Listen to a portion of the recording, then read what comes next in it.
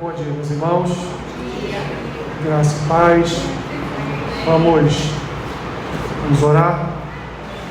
Pedir ao Senhor que nos abençoe nesta manhã, que nós estaremos estudando as Escrituras e depois para o nosso culto, né? Senhor, obrigado por esta manhã, obrigado pelo privilégio de te servir, obrigado pelo privilégio de te adorar, obrigado por estarmos na tua casa, obrigado pela comunhão da tua igreja, obrigado por esses momentos que passaremos aqui na escola bíblica dominical. Teu Santo Espírito tenha liberdade, Senhor, de falar, liberdade de atuar, liberdade de comunicar a tua palavra a todos nós. Pedimos a Ti, aqueles que ainda estão a caminho, que o Senhor traga-os guardados e protegidos por Tua boa mão. Abençoa-nos, Senhor, neste momento que passaremos aqui juntos, aprendendo mais da Tua palavra. É o que Te pedimos e oramos assim, em nome de Jesus. Amém. Podem sentar. Hoje, então, nós vamos ver a lição 5. Peço a vocês que abram suas Bíblias em Gênesis capítulo 25.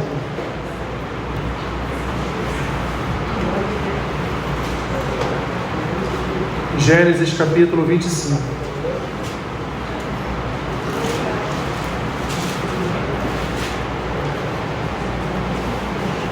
Vamos fazer a leitura de 2 versículos, o 27 e o 28. Gênesis 25, 27 e 28.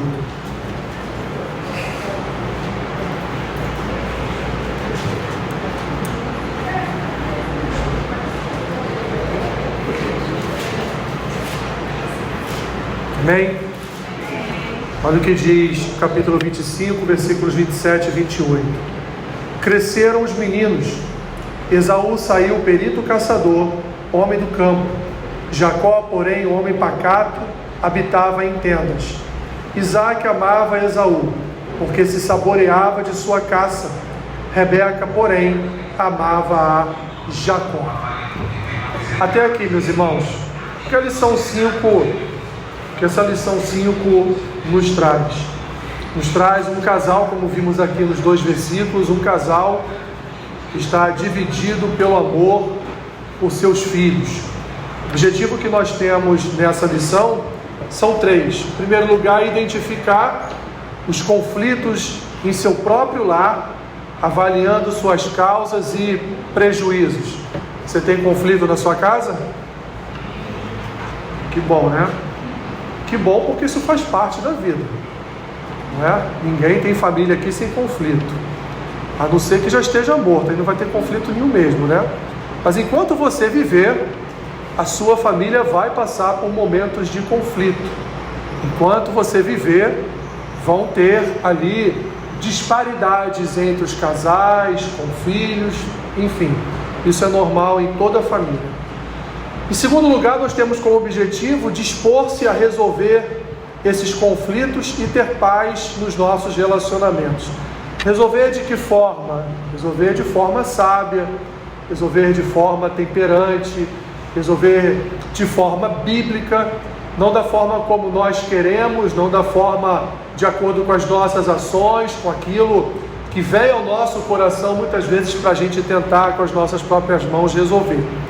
Em terceiro lugar, meus irmãos, por fim, como resultado disso, conduzir a nossa família sob a orientação e os cuidados de Deus. É isso que essa lição tem a nos proporcionar, que é identificar os conflitos, avaliando que tipo de prejuízo esses conflitos familiares podem nos causar. Em segundo lugar, dispor o nosso coração a resolver esses conflitos de uma forma que venhamos a ter paz nos nossos relacionamentos.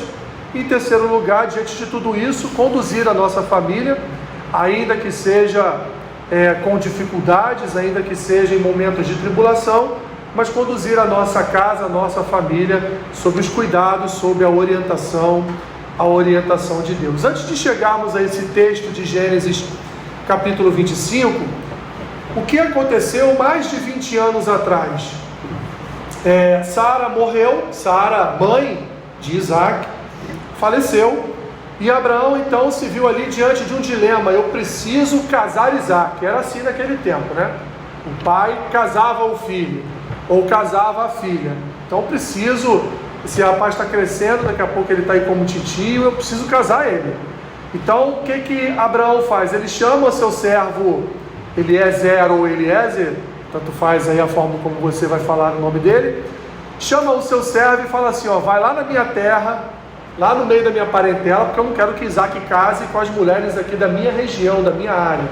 Não quero que ele case com as cananeias, eu quero que ele case com alguém da minha família.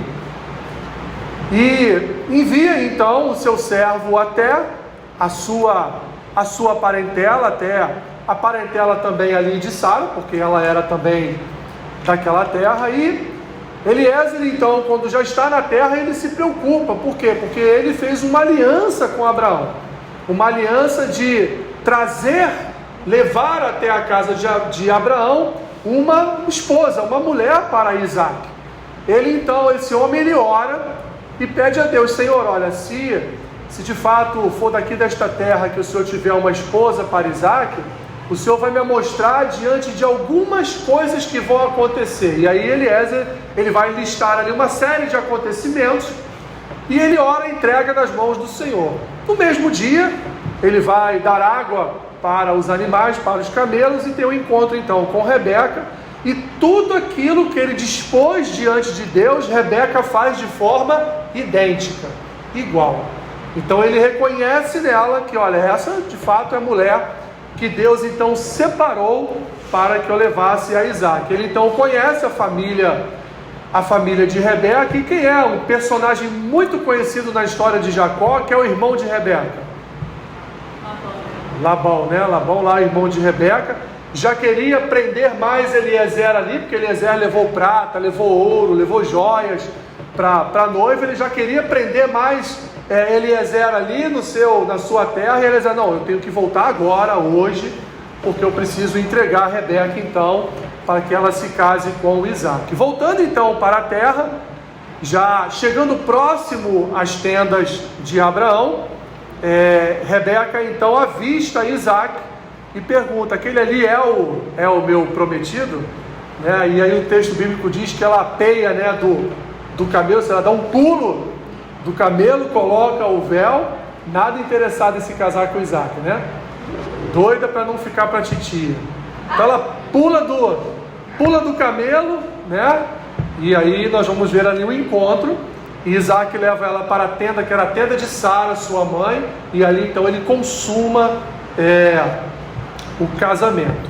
Resumindo, essa história do início da relação, portanto, de Isaac e Rebeca. Então eles tiveram um começo feliz, um começo onde podemos ver de fato que havia nesse casal um amor, apesar do tipo de escolha daquele tempo ser bem diferente. Mas Rebeca, de longe, quando viu Isaac, se interessou por ele, e o seu gesto de pular do camelo já demonstra o seu interesse de fato em casar com aquele que ela estava vendo de longe, Isaac da mesma forma. E aí entramos, meus irmãos, num tempo em que, após o nascimento de Esaú e Jacó, nós vamos ver então ali um conflito nesta família. Então, como diz a própria apostila de vocês, na página 18, apesar da união realizada milagrosamente por Deus, eram duas pessoas diferentes e pecadoras. Uma coisa importante quando a gente casa, e de uns 20 anos para cá, infelizmente, o sentimento em relação ao casamento, ele ganhou ares de conto de fadas, porque duas pessoas se conhecem, se gostam, planejam uma vida a dois, Mas vocês reparem bem, ninguém planeja passar por dificuldades. Já repararam isso? Ninguém. A pessoa quando casa, ali nas conversas, nas entrelinhas, elas não falam assim, mas olha só, e se acontecer de eu perder meu emprego, como é que a gente faz? E se acontecer de você não gostar, por exemplo, da forma como me comporto dentro de casa, como é que a gente faz? A gente não faz uma lista, ninguém faz uma lista problemática, né? Que é uma lista problemática, uma lista com as suas requisitas, com as suas manias. Você fez essa lista antes de casar lá com o seu marido, antes de casar lá com a sua esposa? Duvido, você não fez a lista de quem você realmente era. Na fase de namoro, de noivado, você esconde ao máximo os seus pecados. Ao máximo, ali ó, tá vendo? Nessa fase de conhecimento, que na verdade não se conhece nada, é mentira, não, nós estamos nos conhecendo melhor. Pelo contrário, estão se desconhecendo melhor, porque só vão se conhecer depois que casar. É ali que você vai conhecer quem está com você de verdade. Mas nesse momento da conquista, nesse momento das flores, nesse momento das cartinhas de amor, né? Nesse momento ninguém é ruinzinho, todo mundo é bom. Põe uma auréolazinha de anjo, asinhas de anjo, você não vai se apresentar com os seus pecados. Da mesma forma aconteceu com Isaac e com Rebeca, meus irmãos, porque, lembra que eu disse no início da aula, toda família tem conflitos, toda família tem problemas, umas mais do que as outras, umas menos do que as outras, mas toda a família tem problemas. Toda a família tem dificuldades. Por quê? Porque você não casou com o Santo dos Santos. E você, meu irmão, não casou com a Santinha. Todos têm problemas, todos têm pecados, todos têm limitações na sua compreensão, limitações na forma de compartilhar um problema, limitações na forma de resolver um problema. Tudo isso, meus irmãos, faz, portanto, parte de uma família.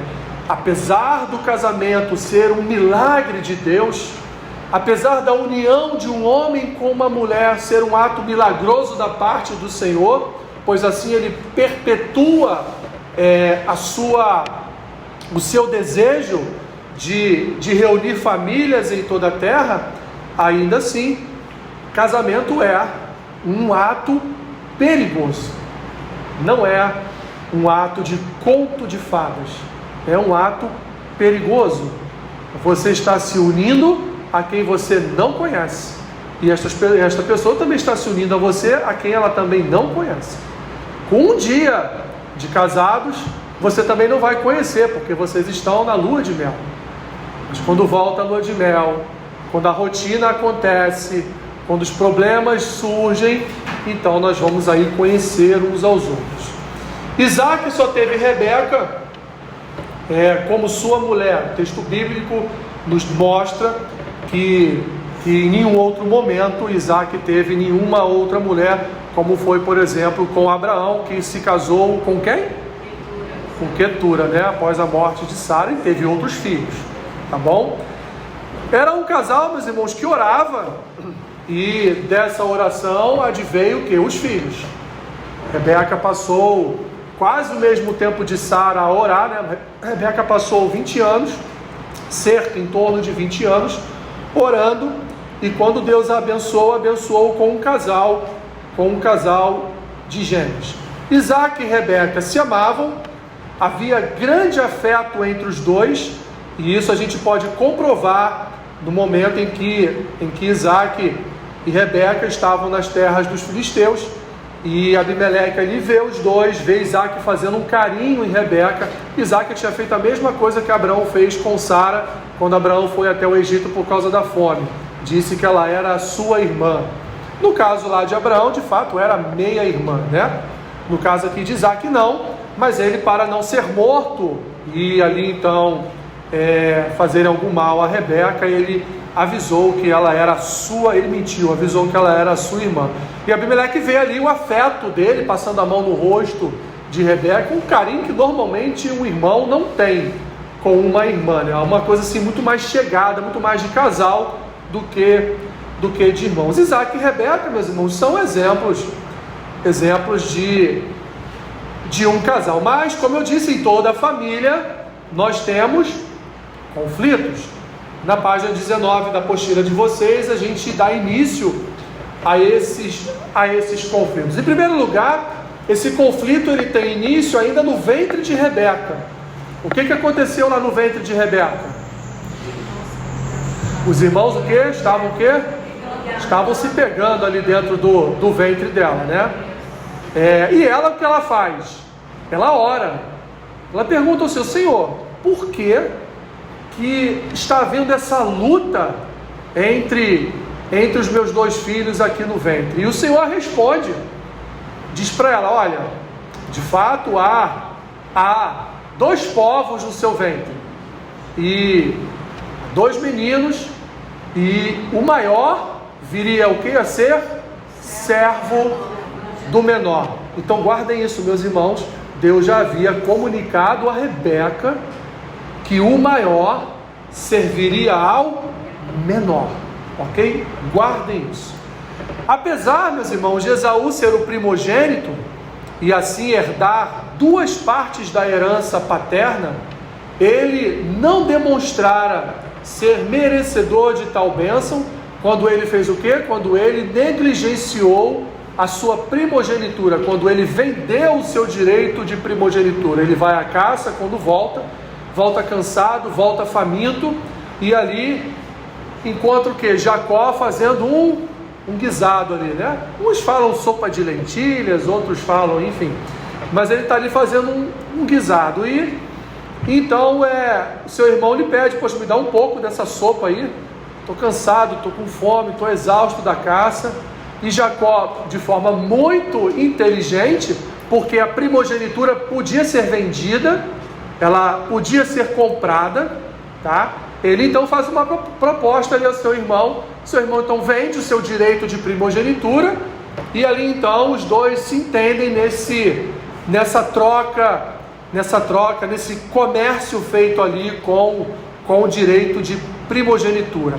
O autor aos Hebreus, inclusive, vai chamar Esaú de um homem profano, porque ele negligenciou esse direito da sua primogenitura. Jacó, portanto, naquele momento passou a ser o quê? Legitimado, não só, meus irmãos, por Deus, mas ele foi legitimado também pela cultura do seu tempo, por ter ali comprado o direito de primogenitura, que isso veio a resultar em quê?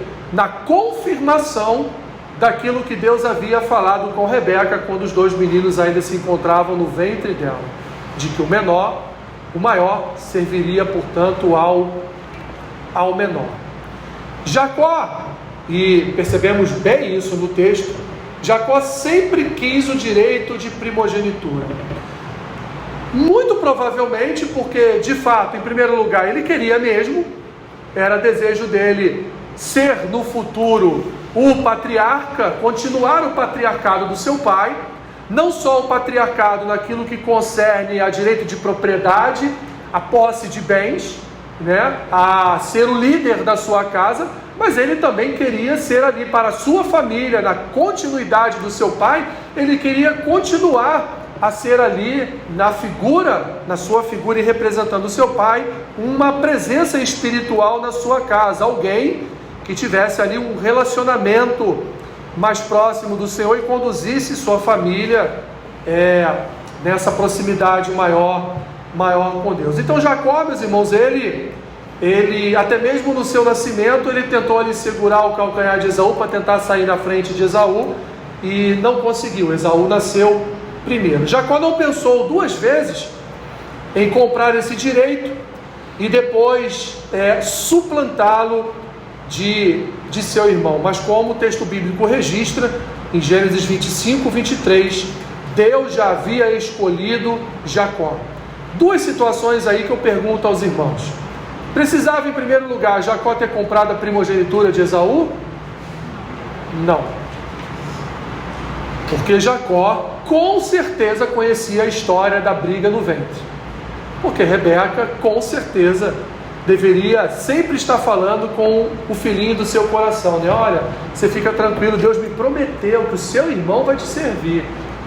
Deus me prometeu que você vai fazer as vezes do primogênito. Então Jacó não precisava ter comprado o direito. Em segundo lugar, depois, ao suplantá-lo, e digo suplantá-lo por quê? Porque de fato, Jacó vai diante de Isaac, e ali, fantasiado, né, podemos dizer assim, de Esaú, ele furta o direito do seu irmão à primogenitura, porque Isaac não sabia da história da venda da primogenitura. Isaac não sabia de nada, né? E a preferência de Isaac era por Esaú. Vimos aqui no texto base que Rebeca amava a Jacó e Isaac amava a Esaú. Então, de fato, ele amava Esaú porque Isaac entendia, apesar de saber o que Deus havia dito a Rebeca, mas ele entendia que Esaú deveria ser abençoado. Eu fico imaginando, e às vezes eu penso muito a respeito desse texto, porque Isaac era um homem de Deus. Isaac era um homem que respeitava a voz de Deus. E quando Rebeca comunica a Isaac o que Deus falou com ela, Isaac deve ter passado anos e anos pensando a respeito disso. E eu vou dar a bênção a Esaú, da primogenitura, e depois Deus se vira para colocar Jacó no lugar dele. Foi isso que Isaac fez. Porque Isaac, sabendo do que Deus falou para Rebeca, não deveria ter chamado Esaú para lhe dar a bênção da primogenitura. Em resumo, meus irmãos, um irmão queria muito essa primogenitura, esse direito de exercer a primogenitura após a morte do seu pai, de Isaac, e o outro não estava nem aí para aquele direito. Ele negligenciou e por isso foi considerado na Bíblia como um homem profano. Vamos ver então, depois da venda da primogenitura, nós vamos ver Isaac chamando Esaú, dizendo a ele, vai lá, caça, pega uma boa caça, faz aquela comida boa que você sabe fazer e traz aqui para mim, para a gente comer juntos, e eu então abençoar você com o direito da primogenitura. O conflito familiar já estava posto e os pais tiveram a sua responsabilidade nesse conflito entre irmãos. Por que eles tiveram sua responsabilidade? Porque Rebeca preferia Jacó e Isaac preferia a Esaú. Havia, portanto, uma preferência de ambos, como diz aqui o versículo 28 do capítulo 25. Mas Deus, meus irmãos, já havia estabelecido sua preferência e Isaac não poderia ter contrariado a escolha de Deus. Isaac deveria ter confiado no Senhor e deveria ter chamado Jacó para proferir a bênção da primogenitura. Os pais devem edificar um lar de amor, disciplina e aceitação mútua. Temos ali, meus irmãos, 2 meninos. Imagine você como deve ser para um menino saber que seu pai amava mais o seu irmão do que a ele. Imagine um menino saber que o seu pai ama mais a ele do que a seu irmão. Existe um outro conflito deste tipo nas Escrituras? Existe. Jacó fez a mesma coisa que Isaac fez em relação a José. E o que ele arrumou dentro da sua casa? Um conflito entre irmãos. Todos os irmãos contra José, seu penúltimo filho. Todos os irmãos ali, inimigos de José. Porque José também não era florzinha que se cheirasse, né? José também se aproveitava dos seus sonhos e lançava na cara dos seus irmãos, como quem quisesse dizer, um dia, né, o sonho dos feixes, lembram? Um dia vocês vão se ajoelhar diante de mim, um dia vocês vão me servir. E aí ele já havia ganhado ali do seu pai, né, uma túnica de várias cores, simbolizando que ele era o filho mais importante entre todos aqueles irmãos. Ele era o filho mais importante porque, de fato, José era o filho do amor de Jacó. Era o filho da mulher que Jacó amou quando a conheceu lá nas terras de Labão. Mas ele fez a mesma coisa que Isaac. Ele demonstrou esse afeto, esse amor na frente de todos os outros filhos, ocasionando neles o que? Raiva. Não raiva contra o seu pai, mas raiva contra o seu próprio irmão, a ponto então de vendê-lo como escravo para um homem.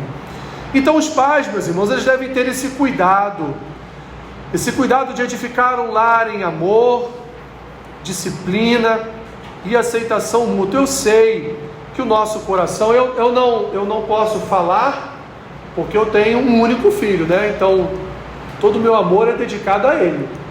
Mas quem tem 2, 3, 4, 5, né? Via de regra, tem no seu coração uma preferência, porque nós somos ainda Adão, meus irmãos. Isso é natural no nosso coração. Uma certa preferência, não que você não ame, porque Isaac amava a Jacó. Mas havia no seu coração uma preferência por Esaú. Talvez por ser o seu primogênito, por ser essa cultura daquele tempo. Então havia uma certa preferência dele por Esaú e dela por Jacó. Ou seja, isso acabou criando o que na casa deles? Uma rivalidade, uma competição. Isaac fez o que? Ele confiou, meus irmãos, nos seus sentidos. Que sentido? Ele é meu primogênito, eu vou abençoar ele com a bênção da primogenitura, e como eu disse um pouquinho antes, Deus então vai se virar depois para resolver essa questão aí que ele apresentou a Rebeca, do maior servindo, portanto ao menor. Ele não se impôs como um líder espiritual da sua casa. Ele não se impôs como aquele que deveria guiar os passos da sua família. Ele não se apresentou como aquele, meus irmãos, que deveria ali resolver os conflitos, deveria chamar Esaú e dizer: olha, há uma promessa do Senhor para a vida do teu irmão, e o Senhor ainda no ventre da tua mãe disse que você serviria ao seu irmão.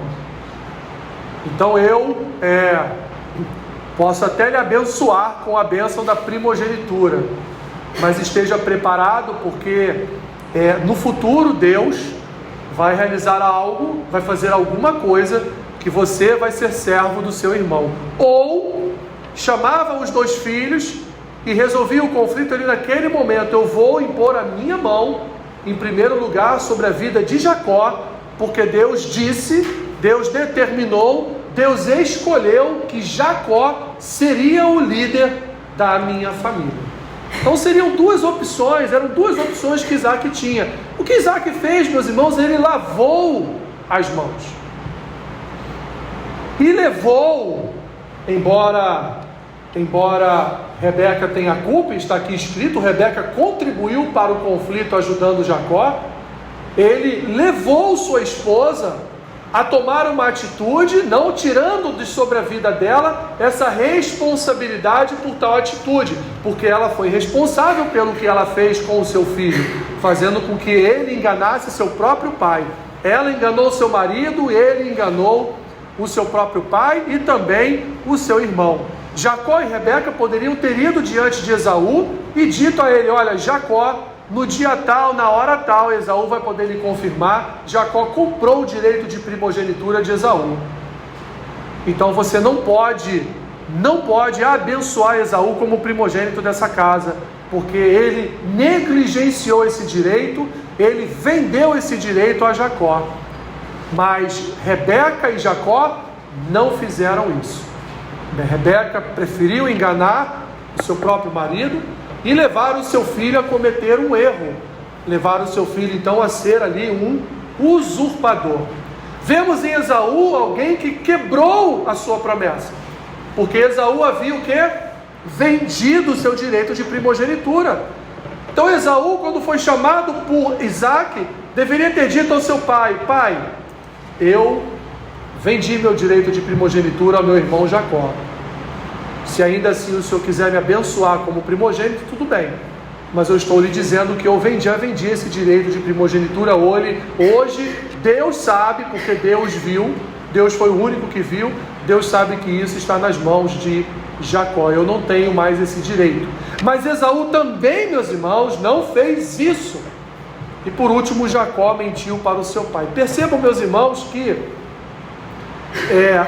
essa escolha ou essa preferência de Isaac e Rebeca trouxe para dentro da casa deles um conflito que levou Jacó a sofrer, levou Esaú a sofrer, levou Isaac a viver o resto da sua vida com esse sentimento de ter sido enganado por sua própria mulher e pelo seu filho, levou Esaú a passar anos e anos odiando seu irmão, e não só isso, destruiu a sua vida, porque foi até a terra dos cananeus e ali se casou com uma mulher de lá, uma mulher pagã, e lá constituiu família, ou seja, a família conhecida como quem hoje?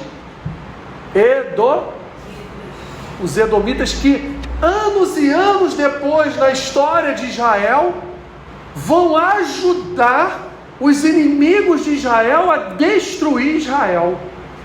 Ou seja, o ódio de Esaú, ele continuou dentro de um contexto familiar.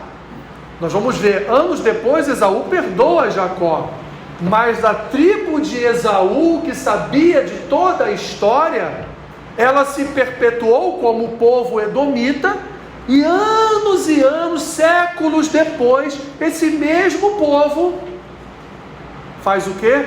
Trai o seu irmão Jacó e ri da desgraça de Jacó, ajuda os adversários de Jacó a destruir Jacó, a destruir Israel, e ri da destruição de Israel. Triste isso, meus irmãos, como um conflito familiar que anos depois parece ter sido resolvido, porque Esaú perdoou a Jacó, houve ali um perdão mútuo entre aqueles irmãos, mas séculos depois esse problema vem à tona, esse problema ressurge da forma como ressurgiu um irmão rindo da desgraça do outro, um irmão ajudando na destruição de outro irmão. Alguma dúvida até aí? Perguntas? Nenhuma? Tem certeza? Nenhuma dúvida? Concluindo, meus irmãos, vimos lá no início que a família de Isaac e Rebeca foi uma família o quê? Foi uma família planejada por Deus. Rebobinando aqui, relembrando os irmãos, Eliezer foi até as terras da família, das famílias de Abraão e de Sara. Lá então orou, Deus confirmou sua oração, entregou a ele Rebeca, ele voltou com Rebeca, Rebeca consumou o casamento ali com Isaac na tenda de Sara, e dali então, aproximadamente 20 anos depois, nasceram 2 filhos, continuando a promessa que Deus havia feito a Abraão em Gênesis capítulo 12, de que a família de Abraão seria abençoada, seria próspera, seria uma família grande em toda a terra. Vamos ver no futuro que de Jacó vai nascer uma grande nação, assim como também de Esaú, apesar de não ser a nação de Deus, mas Deus cumpre a sua promessa, e de Esaú também vai nascer uma grande nação, mas de Jacó nascem os 12 que representariam as 12 tribos de Israel, que lá no futuro, através da libertação do Egito, por Moisés, formariam então as 12 tribos, a nação de Israel. Então vemos que essa família foi planejada. A oração e o afeto de Isaac e Rebeca foi fundamental, meus irmãos, também para superar este momento de crise. Rebeca envia Jacó ao seu irmão. Lembram lá do irmão que queria prender Eliezer lá nas terras dele, para tentar arrancar mais um pouquinho lá de dinheiro, né, de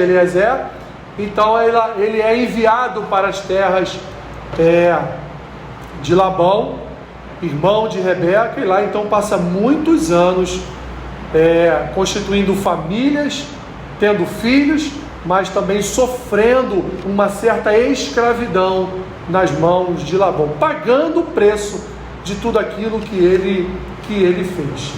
Nossas predileções nunca podem suplantar o que Deus já escolheu e determinou. Deus já havia escolhido, meus irmãos, Jacó como líder futuro daquela família, mas Isaac, ele negligenciou a escolha de Deus, e Rebeca quis impor através do engano a escolha de Deus. Que tragédia, né? Que confusão nesta família. Uma família planejada pelo Senhor, uma família abençoada pelo Senhor, uma família sustentada pelo Senhor, uma família que era envolta no amor, no afeto, no carinho de Isaac com Rebeca, de Rebeca com Isaac, mas nem isso, meus irmãos, impediu essa nossa natureza adâmica de fluir e quase levar toda aquela casa a uma destruição, porque se não fosse pela promessa do Senhor a Rebeca, Esaú poderia ter matado Jacó, mas havia uma promessa de que Esaú seria servo de Jacó. O que podemos então, para finalizar, meus irmãos, o que podemos aprender com esta lição de uma família abençoada, uma família de Deus, uma família de crentes, mas uma família diante de um grande conflito entre eles. Nós aprendemos, meus irmãos, que mesmo andando na presença de Deus, teremos que lidar com conflitos. Lembram lá do início do casamento, contos de fadas? Não existe contos de fadas em casamento, meus irmãos. Vou repetir a frase que eu disse: casamento é perigoso. Casamento é um perigo. Quando você escolhe uma pessoa e diz que quer casar, o primeiro sinal que se apresenta é aquele sinalzinho, né, do triângulo com um ponto de exclamação no meio. Perigo. Por quê que é perigoso? Porque ali é a união de dois pecadores que acham que se conhecem, mas não se conhecem. Como eu disse lá no início, você não faz lista de problemas e pecados para o seu futuro cônjuge, para a sua futura cônjuge. Você amostra uma lista de virtudes. Você lista e apresenta as suas virtudes, mas ninguém apresenta os seus defeitos. Alguns são até identificados ainda neste momento de namoro e noivado, mas os mais graves e perigosos só depois que casam é que eles são identificados. E não estou falando toalha molhada em cama, não estou falando pasta de dente em cima da pia do banheiro, não estou falando de prato sujo em cima da mesa, nem recolher o prato recolhe, né, para ajudar a esposa. Não estou falando de nada disso, meus irmãos. Estou falando de coisas que vão além disso e que você só vai descobrir depois que casa. E aqui 99,9% dos que estão presentes aqui nesta manhã são casados ou já foram, né? Então eu nem posso dizer cuidado, casamento é um perigo. E é um perigo, meus irmãos. É bom, é projeto de Deus, mas nós precisamos entender que não é um mar de rosas sempre, não é um campo de flores sempre. Nós vamos ter problemas e precisamos saber como resolver esses conflitos, como resolver esses problemas. Em segundo lugar, como eu disse aqui quinta-feira na reunião com os homens, precisamos, meus irmãos, conduzir a nossa família sob a instrução divina e não segundo a inclinação do nosso coração. Precisamos conduzir a nossa família a Cristo, não como nós achamos que é, mas como as Escrituras nos apresentam, como a palavra de Deus nos apresenta. Você já contou, por exemplo, para o seu filho ou para a sua filha toda a história da Bíblia? Você já sentou meia hora com ele, meia hora com ela? Vem cá, eu vou te contar toda a história da Bíblia. E você narrou toda a história bíblica de Gênesis até Apocalipse? Em meia hora você faz isso. Meia hora. Meia hora você ensina ao seu filho toda a Escritura. Em meia hora você passa por todos os livros da Bíblia, sem se aprofundar, evidentemente, mas você passa por todos os livros da Bíblia, apresentando a ele a história, o mover de Deus, as escolhas de Deus, as escolhas dos homens, o que Deus faz quando o homem peca, por que o povo foi para o cativeiro, como o povo saiu do cativeiro, por que Deus se calou por 400 anos até Cristo nascer. Você entra no Novo Testamento e fala por que Cristo veio, qual foi o objetivo da vinda de Cristo, qual foi o objetivo da morte de Cristo, o objetivo da sua ressurreição. Você vai falar da história, um pouco da história de Atos, o crescimento da igreja, a disseminação do perfume do Evangelho em todas aquelas regiões. Você vai falar um pouco de Paulo, de Pedro, vai falar um pouco dos apóstolos, até chegar ao Apocalipse. Em meia hora você faz isso, passando por toda a Escritura, apresentando graça, apresentando amor, apresentando o cuidado de Deus, apresentando o homem como um ser pecador, que carece de arrependimento, apresentando a salvação, apresentando o plano cósmico de Deus para o homem, apresentando o plano de Deus para a salvação do homem, apresentando o plano de Deus para derrotar o pecado e salvar o homem, apresentando todo o plano de Deus para escolher um povo, que hoje se chama igreja, para servi-lo e adorá-lo, e no futuro participar da habitação na Nova Jerusalém para a eternidade. Em meia hora, meus irmãos, vocês fazem isso. Em meia hora vocês apresentam toda a Bíblia aos seus filhos. Precisamos fazer isso em nossas casas. Precisamos fazer isso, meus irmãos, instruir a nossa família nas Escrituras, apresentar a nossa família de uma forma que eles se sintam interessados depois em ler, em pegar aquele seu ensino bíblico, toda aquela história, toda a narrativa ali que você fez, ensinando toda a Escritura, ter o interesse, fomentar nos seus corações o interesse pela leitura das Escrituras. Sem isso, meus irmãos, sem isso, de fato, as tribulações virão e nós não saberemos como lidar com determinado tipo de situação. Amém? Alguma dúvida? Perguntas? Não? Então vamos orar para os 10 minutinhos de café. Senhor, obrigado por esta manhã na Tua presença na escola bíblica. Obrigado pela presença dos irmãos, obrigado pela atenção dos Teus filhos, obrigado, Senhor, por nos conduzir através da Tua palavra. Abençoe, Senhor, esse momento de intervalo que teremos e que tenhamos um culto abençoado da Tua presença nesta manhã. É o que te pedimos e oramos assim em nome de Jesus. Amém.